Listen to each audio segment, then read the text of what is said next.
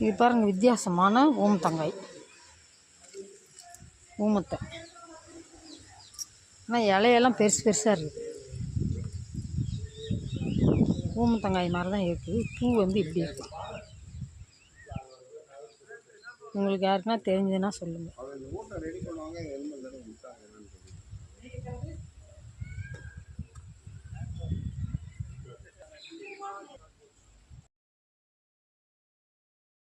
இந்த பழத்துக்கு பேர் நோனி பழமும்.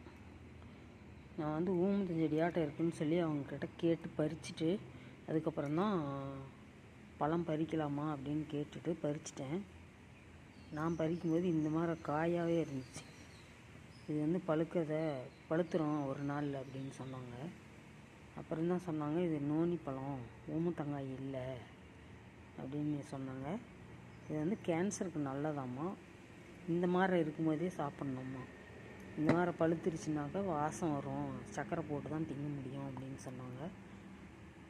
இதை வந்து நான் என்னன்னு தெரிஞ்சுக்கிறதுக்காக தான் பறிச்சுட்டு வந்தேன். இந்த ஒரு பழத்தை நம்ம விதை எடுத்து போடலாம், எப்படி இருக்குன்னு பார்க்கலாம். உள்ளார இதான் விதை. இந்த விதையெல்லாம் நம்ம நட்டு செடி உற்பத்தி பண்ணிக்கலாம். உங்கள் யாருக்காவது இந்த